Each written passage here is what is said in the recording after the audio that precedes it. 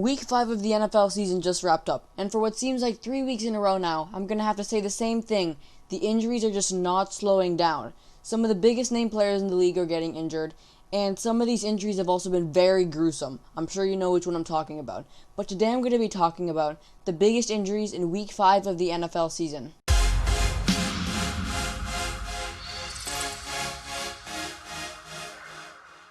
What's up, everybody? It's AC Analysis, and today I'm going to be talking about the biggest injuries in Week 5 of the NFL season. Like I said in the intro, the injuries are just not slowing down, and many players have gotten injured. And by biggest injuries, I do not mean the injuries that are the worst, I mean the injuries that will affect their team the most. But if you guys enjoy consistent football content, liking and subscribing would be really helpful. We're on the road to 50 subs, and we are so close. Every sub helps. And with that being said, let's get right into the video. The first injury on our list will be to Minnesota Vikings superstar running back Dalvin Cook. Dalvin Cook in the first half of the game had a groin injury and left, but he came back for the second half, but he did not play a single snap in the second half. In total, he had 67 yards and a touchdown on 15 carries. So he still had a solid game, but he did come back and he missed the second half. So will this affect the Vikings a lot? It depends on how much time he missed. Later today, he's going to be getting an MRI scan, which will reveal how much time he will be missing. But just from what I see originally, he's not expected to miss too much. He might miss a week, he might miss 2. But Dalvin Cook, ever since he came into the league in 2017, has showed flashes of being a great running back, until he finally popped off in 2019 with 1,100 yards, 13 touchdowns, 54 receptions, 519 yards, basically carrying a Vikings offense. In this situation that Dalvin Cook is out for longer than expected, this will really affect the Vikings, who really run their offense on Dalvin Cook. They've started the season 1-3, and Kirk Cousins isn't playing that good. So without Dalvin Cook, they won't have much of an offense, and they won't really have much to depend on, because they've already shown that even with Dalvin Cook, they can't win games. So without him, what would happen? But like I said, he shouldn't be out for too long, so if you have him on your fantasy team, you might as well keep him. The next player that I'm going to talk about on our list is not a player that got injured, but a player that miraculously came back from injury, and that is Alex Smith.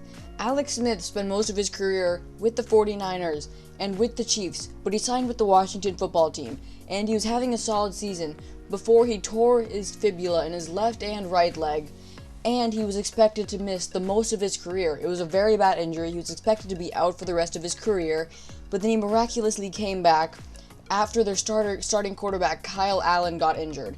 And in Alex Smith's first game back, he got sacked 6 times against the Rams. Pretty sad way to come back, but I'm so happy Alex Smith is back, and this is a miracle story. The next injury that I'm going to go over today is actually going to be the second biggest injury on our list, and that will be to the Cardinals star pass rusher Chandler Jones. In the Cardinals' win over the Jets, Chandler Jones tore his bicep and is now expected to miss the entire season. This is a huge blow since Chandler Jones is probably the best player on the team, maybe behind DeAndre Hopkins. But Chandler Jones started his career with the Patriots, averaging about 10 sacks a season, until eventually he signed with the Cardinals. And most of his career, he's been crazy underrated, even though he averaged 14 sacks a year with the Cardinals. And I know sacks aren't everything, but when you're averaging this much sacks a season, it becomes quite a lot. And he did not really get any recognition until 2019, when he finally got recognition by being a Defensive Player of the Year award winner candidate. He didn't win though, but coming into 2020, he had really high expectations, but he really hasn't met them. He's only had 1 sack all season and 10 tackles, but I believe that's mainly because teams are more onto him. But Chandler Jones being out is a giant blow, since he is the main pass rusher of the team. The next injury I'm going to talk about on my list is an injury to 2 players, and those are the star offensive linemen for the Steelers, David DeCastro and Mike Pouncey. David DeCastro has an abdominal injury and Mike Pouncey had a knee injury. And Mike Pouncey's injury seems a little more serious because he's going to get an MRI scan, and David DeCastro seems a little less serious, but they're both expected to miss some time, which is very bad for the Steelers because Big Ben kind of depends on his best offensive linemen, and they're elite offensive linemen, Pro Bowlers. So with them being out, Big Ben's not going to get as much protection, James Conner won't have as much running room, so this will affect the Steelers. The next injury on our list is easily the worst injury that's happened all season, and that is Dak Prescott's injury. With 6 minutes left in the third quarter, in the Cowboys game against the Giants, Dak Prescott had an ankle fracture and is expected to miss the rest of the year. So an ankle fracture is basically the ankle just completely dislocated from the leg.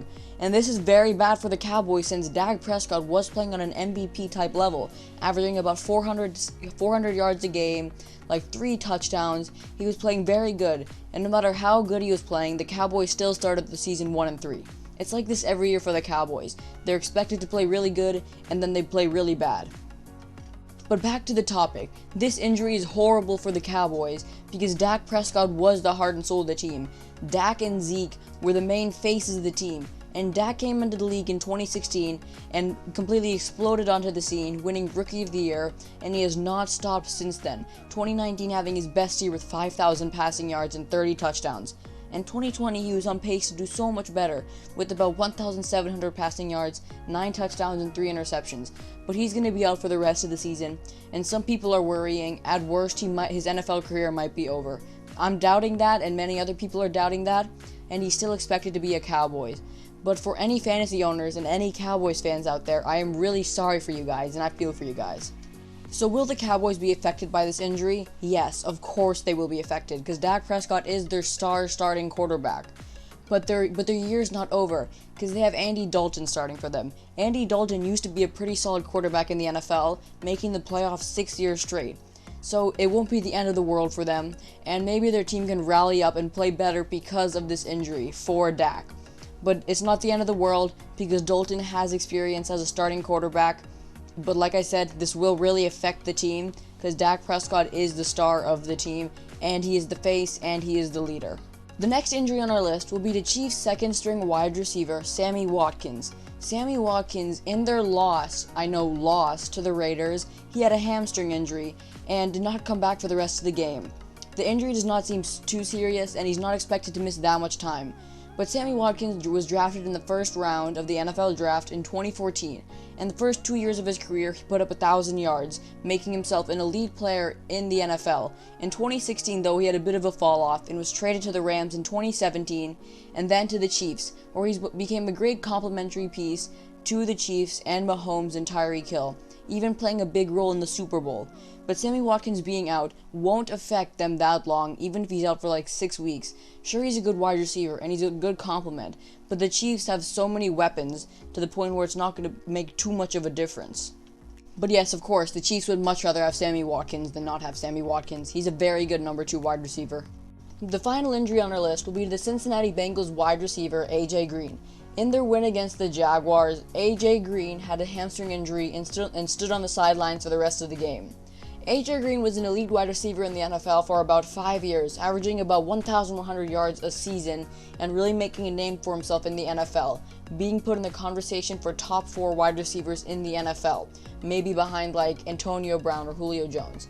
But ever since then, he's had an injury bug and hasn't played that good, and Tyler Boyd has really assumed that number 1 role.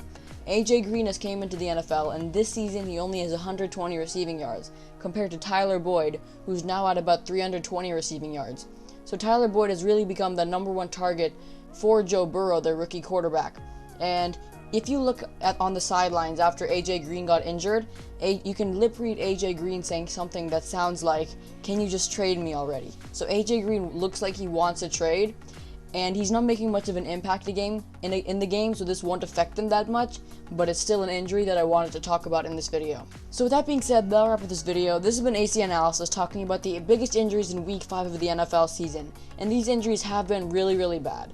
But if you guys enjoy consistent football content, liking and subscribing would be really helpful. We're on the road to 50 subs, and every subs helps. And thank you guys so much for watching. See you next time.